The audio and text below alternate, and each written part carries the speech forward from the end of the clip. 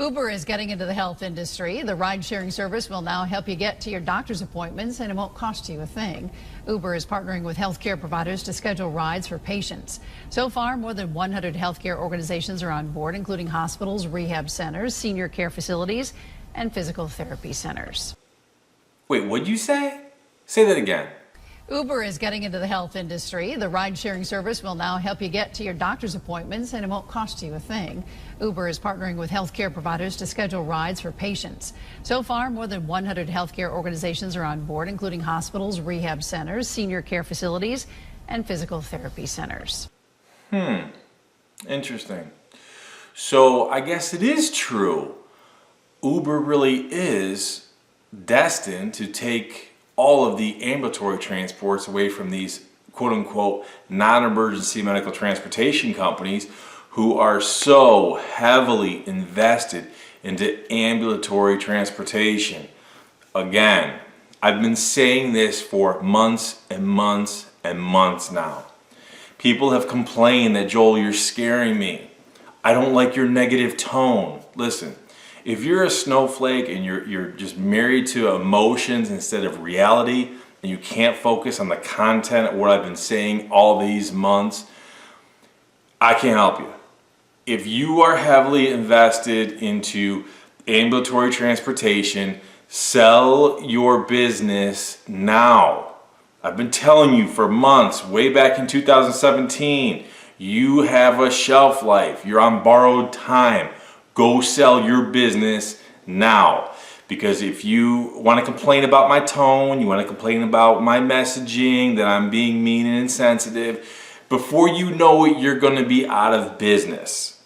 If you're going to stay into NEMT transportation, you better be heavily invested into wheelchair and stretcher transportation. Why?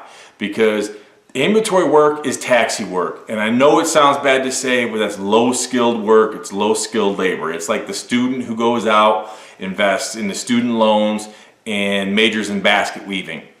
Don't take that class. You're wasting your time. You're wasting your money. If you're look at your business model. Evaluate your business model.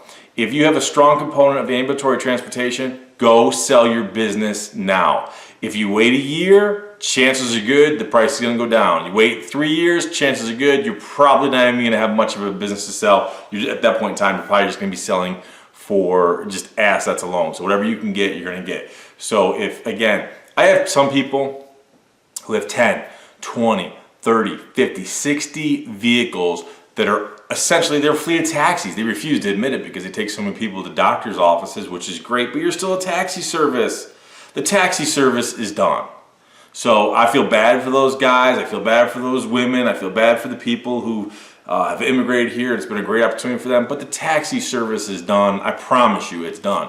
So if you're looking for something that is completely different, I encourage you to visit us at youarethebroker.com so you can invest in the future and leverage technology. What? So you still don't believe me?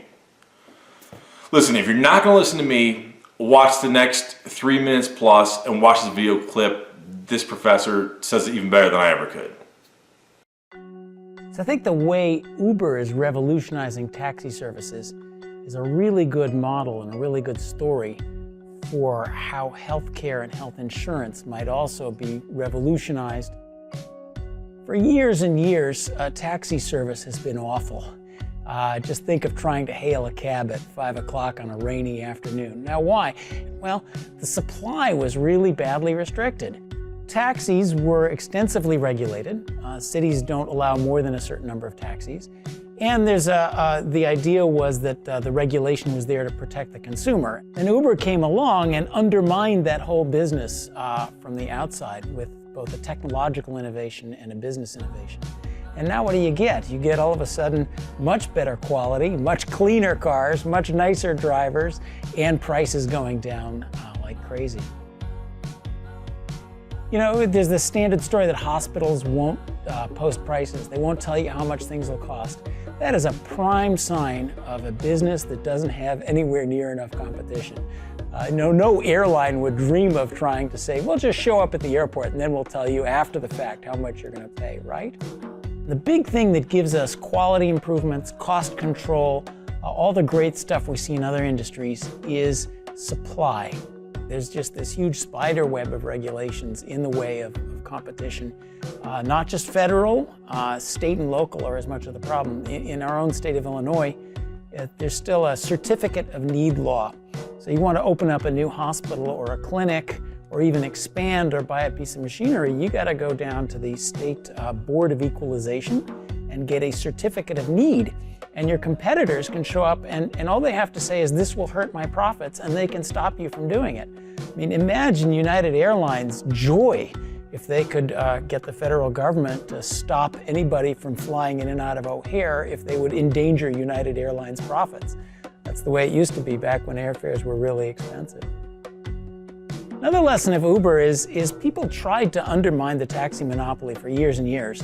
And the taxi companies were very good at getting the city regulators to enforce their monopoly. Uber came in all at once and quickly got, through technology, a base of people who really loved their service.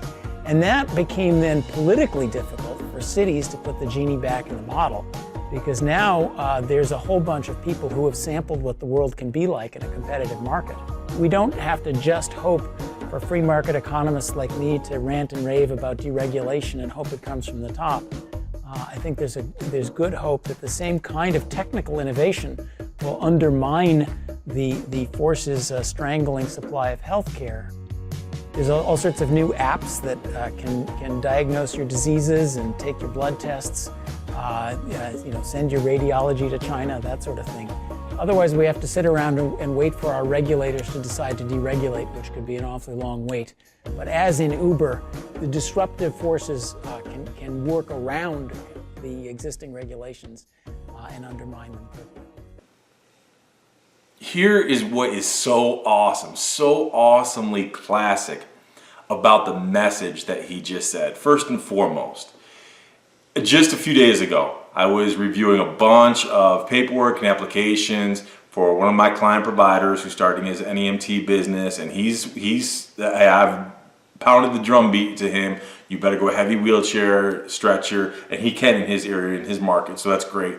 But as I'm reading through all the paperwork, here's what's classic, is that the regulations are exceptionally antiquated, and I'll explain why. Because here it is, they're mandating all these types of inspections and all these payments and filing fees and this, that, and the other thing, and per vehicle this and per vehicle that. The irony is, in that, and he's in a good market, in that specific city, about 4 or 5 years ago, I was actually before that city council for a hearing with another client provider, advocating for the client provider because we had to file the certificate of need because competitors were lining up and complaining that it was going to take away from their profits. That video clip you just watched could not be more perfect. And going back to the example I'm talking about, this city right now is literally in a state of transformation. They are undergoing a state of change to adapt to the growing technology, to revolutionize all of their transit systems, their taxis, their bus lines, their paratransit. Man, if you're a paratransit provider, you better be scared crapless, because you are definitely going to be replaced. If you're one of these fixed route guys in one of these metro areas, man, you're done. But so as I'm reading through this application, I'm scratching my head. I'm like, man, I've been through in front of this city council several years ago, and I'm looking at this paperwork that today, while he's filing this, how outdated it is, because I know that behind the scenes, the same city council is ushering in change, but yet here it is, all their rules and regulations have yet to catch up. And you could be scratching your head and ask all these questions, but why? Man, don't even waste your time taking that class. Don't waste your time and money taking basket weaving, because you're never going to figure it out. But if you don't think change is here, if you still refuse, if you're going to bury your head in the sand and bury your head like an ostrich to try to just ignore reality around you, what's happening, and you don't think that Uber is going to further take all of this ambulatory work from you, which it is, But if you don't think it's possible because you have great relationships, or you have great relationships with your customers and clients and facilities. Look, Uber started in one city. Now it's all over the world. Now here it is, Uber starting in select areas with this Uber Health. Again, it's going to take over. And here's the deal. I love it. It absolutely has to. And here's why. Within 5 years, certain states are going to have 75% of their state budgets going towards expenditures for Medicare, Medicaid, and all of the support systems regarding medical health care for those on the government system. So it's not sustainable. Joel, what are they going to do? Don't take that class. Why ask why? Adapt your business, adapt your thinking, adapt your business model. I can assure you, change is not just here, change has been coming for a long time, but it's exponentially and rapidly growing every single day, and it's compounding every single year. That's why I said, if you are heavily invested in ambulatory, transition your business model now and or sell your business now. Sell your business now. If you have a fleet of ambulatory vehicles, if you're heavy ambulatory, if you got, let's say, 20 ambulatory vehicles and one wheelchair, sell your business now. Don't even ask why. Don't take that class. Don't waste your time. Don't waste your money. Just sell, because if you wait 2-3 years, the price of your business, the value is going to go down. Here's what's awesome about it. Here's what's awesome about Uber Health. You take the brokers. So many people have built their business so heavily invested into the low-hanging fruit, i.e. the work that the brokers can give them. The brokers have aligned themselves with the Ubers and the Lyfts and the rideshares of the world. What's happened? Uber, Lyft, and all these rideshare have gone behind. So that at the same time they're partnering with the Medicaid brokers, they have completely undermined the brokers. Uber Health and these new technologies and strategies, who is it scaring? Well, number one, it's scaring a lot of people like you, as it should be. You need to change your business models or sell your business. But it's also scared the crap out of the brokers. It's undermining the brokers. Just in that first video clip where they talked about, and some people don't even have to pay for it. Yeah, because guess what? A lot of the responsibility, because Uber Health, their vision is to bring down the cost of healthcare in a large degree. They're going to be, so part of their selling pitch to a lot of these governments, the states and the municipalities, is that they are going to further reduce their costs, defer expenditures. A lot of the managed care organizations, the doctors' offices, a lot of them will start to shift some of the burden for the cost of transportation, and on and on and on. Long story short, the good news is this. What Uber is doing completely undermines the Medicaid brokers and a lot of the workers' comp brokers. So here it is where you had Logisticare and MTM and Access to Care and all these prominent Medicaid brokers. They've gone well beyond Medicaid. They're trying to partner with workers' comp. If you notice, a lot of them are trying to get into the standard health care. They're trying to take over and manage all the stuff for, let's say, Blue Cross Blue Shield and all these other prominent healthcare providers, healthcare insurance. Have you ever wondered why? Because at the end of the day, they know they're going to lose on the Medicaid at some point in time. It's going to be whittled away. So they're going to lose market share. So they're going to continuously, to remain competitive and viable, they got to expand in other areas. Like, I could sit here for hours. I could give doctoral dissertations just on the whole Medicaid system and the brokers and yada, yada, yada. But I won't waste your time. At the end of the day, just trust me on this. Don't waste your time with all the minutia. Just don't take that class. All you need to know is this. At the end of the day, change is here. It's going to continue to change. Healthcare is going to continue to change. Thank God. And if you're a taxi driver, i.e. you're heavily invested in ambulatory, you're done. You're on borrowed time. So you better transition or sell your business now. When I say Uber, I'm making a gross generalization of technology. It's not just Uber company itself. Yeah, there's Uber Health, but technology itself is completely changing and revolutionizing everything, and it is absolutely awesome. Now I'm going to be absolutely honest with you. Joel, you're hard selling me. I'm not hard selling you. I swear, I'm not hard selling you, because if you don't want to be part of what we're doing, that's fine, that's cool. I don't care. You want to make $1 million? You want to make millions of dollars? You want to retire as a millionaire? Because let's be honest, $1 million now? Yeah, $1 million is a lot of money if I'm going to the bank or if I'm going to go to the store to buy groceries. Yeah, $1 million is a lot of money. It is, it's a lot of money. But $1 million today, not $1 million 10 years ago, certainly isn't $1 million 25 years ago plus. You want to make sure that you have a large, sustainable, profitable, dynamic business that is going to absolutely generate profit so that you can ensure that you are going to retire one day as a notice I said multi, not just multi, because $1 or $2 million isn't anything anymore. If you want to retire as a multi-millionaire, then you better overhaul your business model and you better get on board sooner rather than later and join what we're doing at youarethebroker.com, because I can assure you, this entire secret launch, which is dedicated specifically to all of you in the $1 Million Transportation community, is going to end come June 30th, and then you don't ever have to waste your time listening to me again. You don't want to hear from Joel Davis? Either unsubscribe to my newsletter, cancel, watch the videos, just end it with me, that's fine.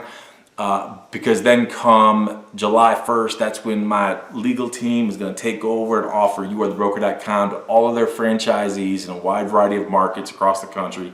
And then come October, I believe it is, or maybe it's the 1st of November, one or the other, regardless, that's when you're going to start seeing this all over Facebook and LinkedIn and the social media nonsense and everything like that. So, if you still think that since last year when I've been decrying Uber's going to take all your ambulatory work and you thought I was crazy, go back to the very beginning, watch those first couple video clips, and I promise you, there's more change coming.